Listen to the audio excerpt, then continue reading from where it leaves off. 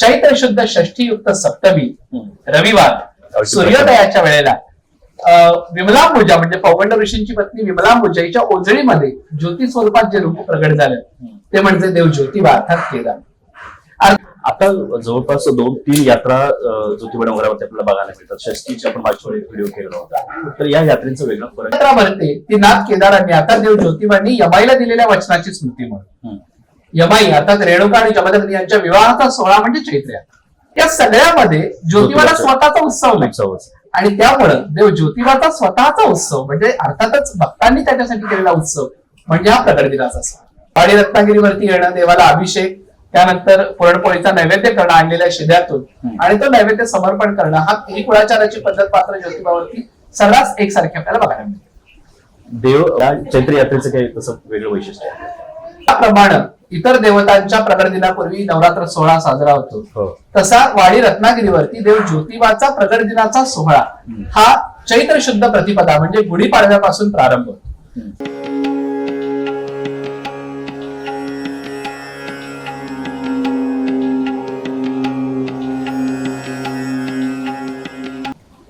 मंडळी नमस्कार. महासत्ता भक्तीमध्ये मी सरदार जाधव आपल्या सर्वांचं स्वागत करतो. सध्या कडक उन्हाळ्यामध्ये आध्यात्मिक शांती देणारे अनेक सण आहेत, त्यापैकीच एक म्हणजे चैत्र उत्सव. ज्योतिबाच्या डोंगरावरती चैत्र उत्सवाला लाखो भाविक दर्शनासाठी येत असतात. ज्योतिबाच्या डोंगरावरच्या आख्यायिका काय आहेत, तिथल्या देवाचं महात्म्य नेमकं काय आहे आणि सर्वात महत्वाचं या यात्रांचं महात्म्य, तिथल्या पूजाविधी नेमक्या कशा असायला पाहिजे या सर्वांची इत्थंभूत माहिती आजच्या या पॉडकास्ट मध्ये आपल्याला मिळणार आहे. आज आपल्यासोबत आहेत ॲडव्होकेट प्रसन्न मालेकर सर. सर स्वागत आहे. सर, आता सध्या चैत्राच्या आता खेटे झालेलेच आहेत आणि सर्वात महत्वाचा चैत्र उत्सव येतोय. ज्योतिबाबद्दल, ज्योतिबा अनेकांचं कुलदैवत आहे. महाराष्ट्रातूनच नाही, कर्नाटक आणि पूर्ण भारतामधून इकडे दर्शनासाठी लोक येत असतात. मला पहिला प्रश्न हाच आहे की प्रकट दिन आपला जो आता असणार आहे चैत्रामध्ये, तर याच्या पाठीमागे आख्यायिका काय किंवा इथं ज्योतिबा डोंगरावरती येण्याचं पाठीमागे इतिहास काय, आख्यायिका काय? अखंड भारतातील अनेक भाविकांचं कुलदैवत म्हणजे देव ज्योतिबा. ज्योतिबा अर्थात ज्योतिर्लिंग, केदारनाथ, नाथ केदार अशा अनेक नावांनी ओळखला जाणारा हा देव मुळातच देवाच्या आरतीत पडल्याप्रमाणे उत्तरेचा देव दक्षिणी आला, दक्षिण केदार नामे पावन.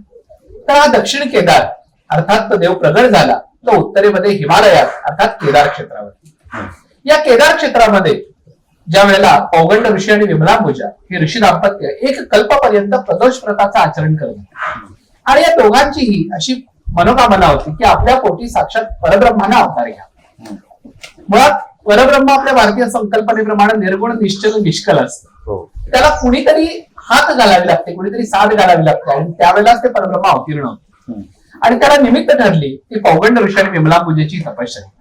आणि त्याचबरोबर त्याला कारण ठरलं ते आदिशक्तीचं एक वरदान म्हणूयात, जे तिने शतमुख ब्रह्मा, शतमुख विष्णू आणि शतमुख शंकराला दिलं होतं. ज्यावेळेला सृष्टी निर्मितीच्या प्रसंगी त्रिदेवांनी एक महायज्ञ केला, त्या महायज्ञाच्या वेळेला ब्रह्मदेवांचा आणि या त्रिदेवांचं गर्वहरण करण्यासाठी आदिशक्तीनं त्यांच्याही पेक्षा शतपट सामर्थ्याचे त्रिदेव निर्माण केले. आणि त्या त्रिदेवांनी देवीकडे वरदान मागितलं की आता पुढे आमची गती काय. त्यावेळेला जगदंबेने त्यांना सांगितलं की पुढे ज्या वेळेला शतमुख रावणाचा अवतार पुन्हा अवतीर्ण होईल द्वापार युगाच्या शेवटी, त्यावेळेला आपण केदार रूपात अवतीर्ण व्हा असं सांगितल्यानंतर ज्या वेळेला या करवीर भूमीमध्ये, या दक्षिण भूमीमध्ये कोलासुरादी दैत्यांनी आकांत मांडला आणि त्या आकांतामुळे साक्षात जगदंबेलाही क्षेत्र सोडून जाण्याची वेळ आली. जगदंबा 100 वर्षासाठी हिमालयात जाऊन राहील आणि ती 100 वर्ष पूर्ण होता वेळेला आदिशक्ती केदार क्षेत्रात गेली आणि जगदंबेनं करवीर निवासिनी श्री महालक्ष्मी म्हणजे आई अंबाबाईनं या शतमुख त्रिदेवांसह जमदग्नीचा अर्धा क्रोध जो त्यांनी रेणुका शिरच्छेदानंतर परशुरामाला दिलेल्या वचनाप्रमाणे त्यांनी त्याचा त्याग केला होता, तो परशुरामाचा अर्धा क्रोध, जमदग्नीचा अर्धा क्रोध परशुरामाच्या शस्त्रामध्ये होता, तो अर्धा क्रोध आणि त्याचबरोबर 12 सूर्यांचं तेज यांना एकत्र साथ घातली आणि चैत्र शुद्ध षष्ठी युक्त सप्तमी रविवार सूर्योदयाच्या वेळेला विमलांबुजा म्हणजे पौगंड ऋषींची पत्नी विमलांबुजा ओझळीमध्ये ज्योती स्वरूपात जे रूप प्रगट झालं ते म्हणजे देव ज्योतिबा अर्थात केदार. अर्थातच देव ज्योती स्वरूपात प्रगट झाले म्हणून आपण त्यांना ज्योतिबा किंवा ज्योतिर्लिंग म्हणतो.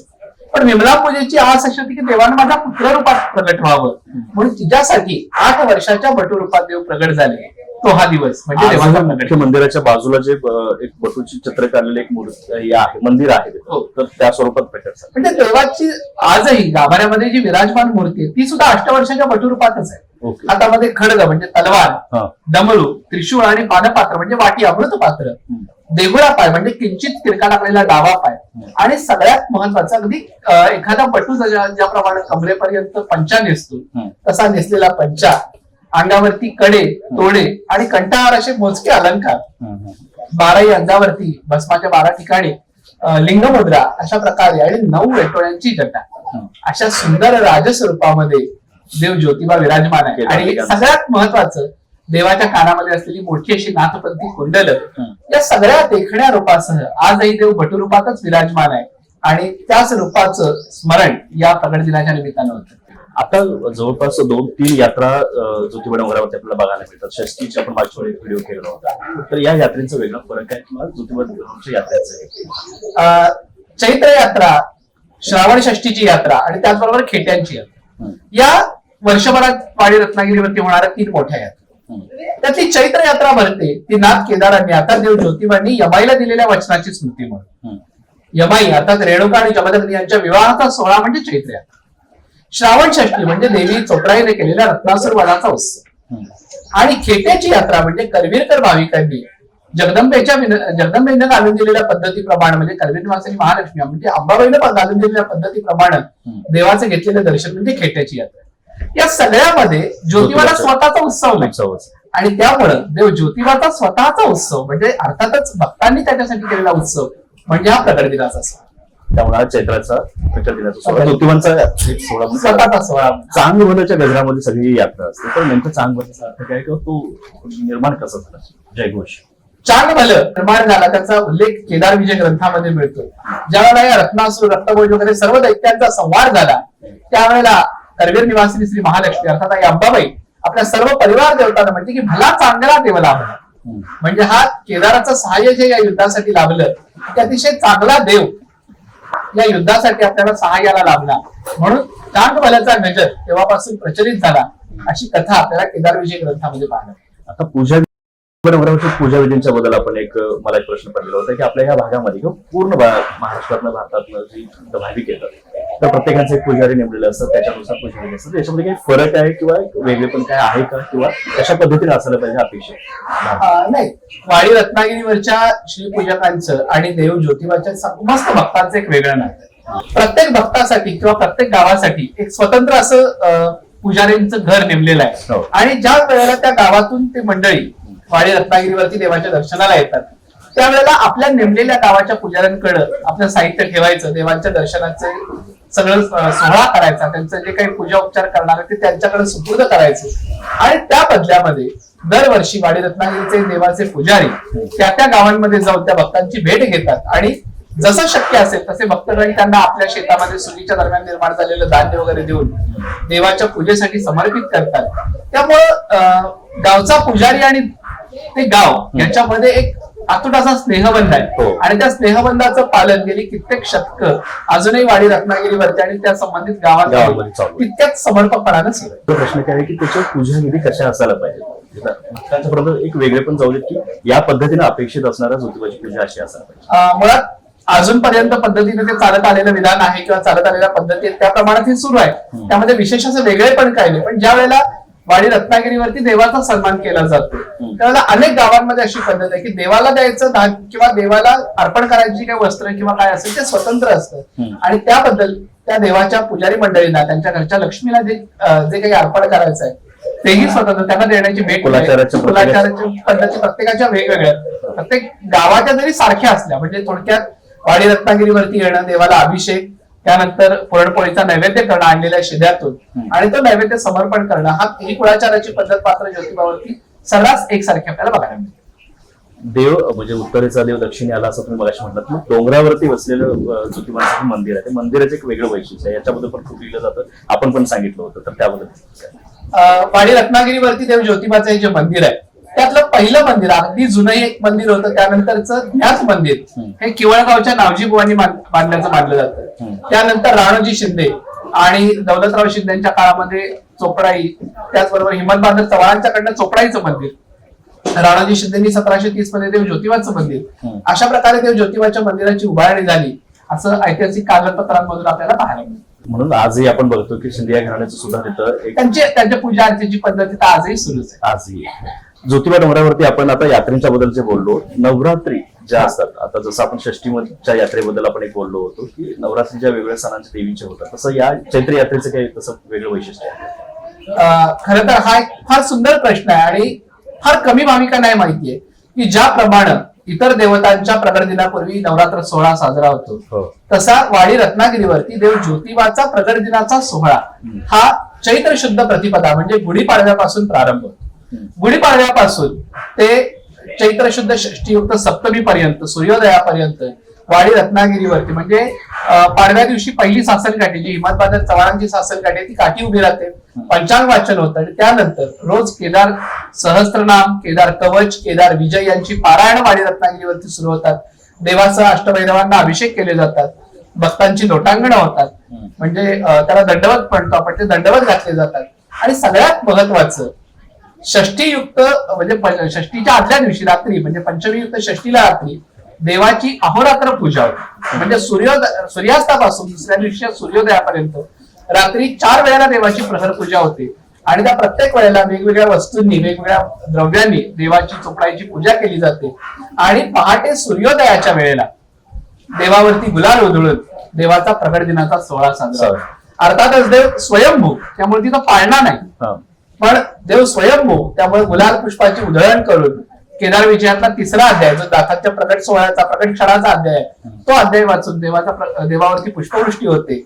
आणि त्यानंतर मग दुपारी ज्योतिबाला प्रिय असणारे जे अन्नसंतर्पणा म्हणजे ज्याप्रमाणे देवाची जी विविध व्रत आहेत त्या व्रतापेक्षा सगळ्यात प्रिय आहे ते अन्नदान. आणि ते अन्नदान श्रीपूजकांच्या वतीनं वाडी रत्नागिरीच्या सर्व पुजाऱ्यांच्या वतीनं येणाऱ्या भक्तांसाठी म्हणून मंदिराच्या प्रांगणात अखंड होते.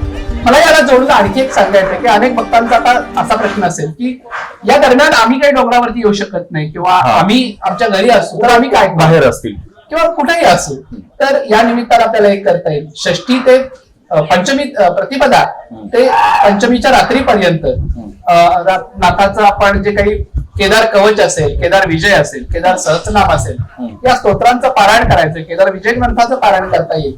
आणि षष्टी दिवशी सकाळी सूर्योदयाला म्हणजे या वर्षी 24 तारखेला देवाचा प्रगट दिन आहे, तर 24 तारखेला सकाळी पुन्हा एकदा केदार विजयातला 3रा अध्याय म्हणजे जो देवाचा प्रगट क्षणाचा सोहळा आहे तो वाचून घरातल्या देवांवरती पुष्पवृष्टी केली तर हा सोहळा पूर्ण केला जातो.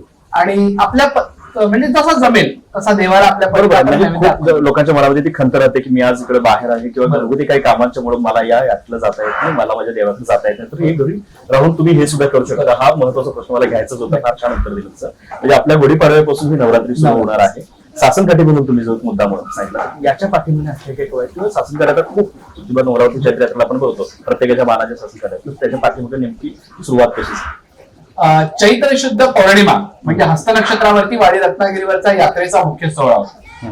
चैत्र षष्टी नंतर अगदी 8 दिवसावरतीच हा सोहळा असतो. तर हा सोहळा म्हणजे देवांनी कृतयुगामध्ये रेणुकेला अर्थात यमाईला दिलेल्या वचनाची पूर्तता. देवाचा राज्याभिषेक या रत्नागिरीवरती झाला. दख्खनचा राजा म्हणून देव नाथ भुजंगासनावरती क्रमणपद म्हणजे एक पाय तिरका टाकून एक पाय पुढे टाकून देव उभे राहिले आणि त्या सोहळ्याला यमाईला आमंत्रण राहून गेले, जी औंधासुराचा वध करून कराडजवळ असलेल्या औंध गावामध्ये विराजमान झाली.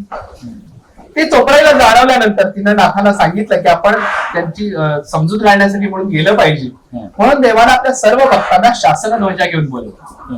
ते शासनध्वज म्हणजे सासनकाठी. जो देवाची सत्ता मानतो त्या सत्तेचा ध्वज म्हणजे ती शासनकाठी. शासनकाठीची रचना आपण जर बघितली तर साधारणपणे जमिनीपासून 5 ते 6 फुटावरती आडवी फळी, त्या आडव्या फळीवरती घरातली ज्योतिबाची मूर्ती, पादुका किंवा शिवलिंग जे काही त्या घराण्याचं प्रतीक असेल ते, वरती आपल्या घराण्याच्या पद्धतीप्रमाणे नेसवलेलं वस्त्र आणि सगळ्यात महत्वाचा कुळाचा ध्वज, त्याच्यावरती भगवा ध्वज आणि सगळ्यात शेवटच्या टोकाला चौरीचा गोंडा किंवा मोरपीस, कलश असं जे घराण्याचं प्रतीक असेल ते, त्याला 4 बाजूनी बांधलेल्या काढण्या, ही सासनकाठीची रचना म्हणजे शासनध्वज. जो देवाची सत्ता मानतो त्यानं उभा केलेला ध्वज. मग देवाच्या आज्ञेप्रमाणे भक्तगण प्रतिपदेला काठ्या घेऊन निघाले देव एकादशीला वाडी रत्नागिरीवरून निघाले आणि हस्त नक्षत्रावरती पौर्णिमेला औंध गावामध्ये पोहोचले आणि यमाईच्या समोर आल्याबरोबर यमाई देवीनं दरवाजा लावून घेतला. देवानं तिनं वचनाची आठवण करून दिली आणि देवांनी स्वतःच्या कट्यारीतून खडगातून जमदग्नी ऋषींना प्रगट केलं आणि रेणुका आणि जमदग्नी यांचं पुनर्मिलन झालं. तो हा सोहळा. मग त्यानंतर 3 वर्ष देव औंधला जात राहिले. मग यमाईने शेवटी सांगितलं की आता तुम्ही इथं येऊ नका, मी तुमच्यासाठी चाफेबनात येते. आणि त्याप्रमाणे देवी चाफेबनात प्रगट झाली. त्यामुळे एकादशी पासून सोहळा औंधला जाण्याचा काही प्रघात पडला नाही. त्यामुळे आज आता भक्तगण पाडव्याला सासरकाठी उभी करतात, एकादशीला आपल्या गावातून निघतात किंवा एकादशीला डोंगरावरती पोहोचतात आणि हस्त नक्षत्रावरती यमाई देवीच्या भेटीला जातात. त्यानंतर ज्योतिबाचा विख्यात पालखी सोहळा होतो, गुलाल खोबऱ्याची उधळण होते असा. आणि त्याच वेळेला देवाची पालखी यमाईच्या सदरेवर पोहोचल्यानंतर आजही देवाच्या पालखीची कट्यार असते. त्या कट्यारीचा म्हणजे जमदग्नी ऋषींचा आणि यमाईचा म्हणजे रेणुकेचा विवाह सोहळा होतो आणि हा सोहळा पाहण्यासाठी लाखो भक्त या वाडी रत्नागिरीवर येत असतात. आता गुलाल खोबऱ्याबद्दल तुम्ही बोलला, तर त्यात हा गुलाल खोबरा जो तुम्हाला प्रिय असण्यासाठी, देवांना प्रिय असण्यासाठीचं कारण काय आहे का? गुलाल खोबरं अर्थातच गुलाल म्हणजे विजयोत्सवाचं प्रतीक. नाथांनी हा जो या सगळ्या दैत्य वृत्तींवरती, या असुरी वृत्तींवरती जो विजय मिळवला, त्या विजयाचं प्रतीक म्हणून या गुलालाची उधळण होती. आणि यामध्ये सगळ्यात महत्वाचं की एरवी आपण प्रत्येक विजयोत्सवाच्या वेळेला गुलाल उधळत असतो, पण एकाचा विजयोत्सव हा कोणाचा तरी पराजय असतो. पण वाडी रत्नागिरीवरचा हा देवाचा गुलाल म्हणजे कोणाचा पराजय नाही, अगदी रत्नासुराचा सुद्धा पराजय नाही. कारण जरी रत्नासुराचा संवार झाला असला तरी केदार विजयातच रत्नासुराच्या मुखामध्ये एक वाक्य आहे की देवाच्या हातनं पराणी येणं म्हणजे मुक्ती मिळणं. म्हणजे तो स्वतः जे योगीजनाला दुर्लभ असं पद आहे ते पद रत्नासुराला मिळालं, नाथांच्या दृष्टीसमोर बगाडावरती त्याला स्थान मिळालं, म्हणजे तोही विजयी झाला. म्हणजे अखंड सृष्टीचा आनंदोत्सव म्हणजे देवाचा गुलाल, म्हणून तो विजयोत्सवाचा गुलाल. आणि पूर्वी चांगल्या गोष्टीच्या वेळेला सुवर्ण मुद्रांची उधळण केली जायची, सोन्याच्या मोहरा उधळल्या जायच्या. आपल्यासारख्या अकिंचन भक्तांकडे सुवर्ण मुद्रा असणं शक्य नाही, मग त्याचं प्रतीक म्हणून खोबऱ्याचे तुकडे, खारका याची उधळण होते. आणि त्याचबरोबर ज्योतिबाला एक प्रिय वस्तू वाहिली जाते ती म्हणजे दवणा. हो, दवणा. या चैत्राच्या महिन्यामध्ये दवणा वाहण्याचं एक वेगळं महत्व आहे. हा दवणा म्हणजे ज्या वेळेला भगवान शंकरांनी भैरवाला प्रगट केलं, त्या भैरवाच्या फक्त आवाजानं सर्व देव भयकंपित झाले. त्यावेळेला विष्णूंनी त्याला शाप दिला की तू वृक्षरूप. ते भैरवाचं वृक्षरूप म्हणजे दवण अर्थात दवणा. मग शेवटी विष्णूंनी त्याला उशाप दिला की चैत्र महिन्यामध्ये प्रतिपदेपासून तुला सर्व देवाला समर्पित केलं जाईल. आणि भैरव आणि एकविरा यांना दवणा समर्पित करण्याचा काळ म्हणजे पौर्णिमा. म्हणून या चैत्राच्या पौर्णिमेला कानडी भाषेमध्ये दवनद पौर्णिमा म्हणजे दवण्याची पौर्णिमा म्हणून ओळखलं जातं. आजही एकादशीला शिखर शिंगणापूरला शंभू महादेवाला दवणा घातला जातो आणि तसाच दवणा चैत्र पौर्णिमेला वाडी रत्नागिरीवर देवाला पोहोचतो. तोच दवणा कोल्हापूर जिल्ह्यामध्ये ज्या बाकीच्या यात्रा आहेत, उदाहरणार्थ आळत्याच्या धुळोबाची, सांगोड्याच्या नरसिंहाची, या सर्व देवांना हा दवणा पोहोचवतो, गुलाल दवणा पोहोचवतो. एकूणच नाथाच्या या पूजेमध्ये भैरव स्वरूप असणारा हा दवणा आणि विजयाचं आणि मुक्तीचं प्रतीक असणारा गुलाल याला एक वेगळं स्थान आहे. खरंच, कारण लोक गुलाल खोबरं उधळतात, दवणा वाहतात, असं करून त्याच्या पाठीमागे नेमकं काय आहे, अध्यात्म काय आहे हे लोकांना माहित नव्हतं. आजच्या या भागामध्ये आपल्याला खूप साऱ्या चैत्र यात्रेबद्दलच्या ज्या बेसिक माहिती पाहिजे होत्या त्या आम्हाला तुमच्यापर्यंत पोहोचवायच्या होत्या. या व्यतिरिक्त खूप सारे प्रश्न अजूनही मनामध्ये जर असतील तर ते कमेंट बॉक्समध्ये तुम्ही विचारू शकता. एक वेळेचं बंधन करून आपण इथंच थांबूया सर, आणि खूप छान माहिती मिळाली. अजून वेगवेगळ्या भागांमध्ये आपण याच धार्मिक गोष्टीवरती आपण बोलणारच आहोत. आजच्या भागामध्ये इथंच थांबूया. धन्यवाद.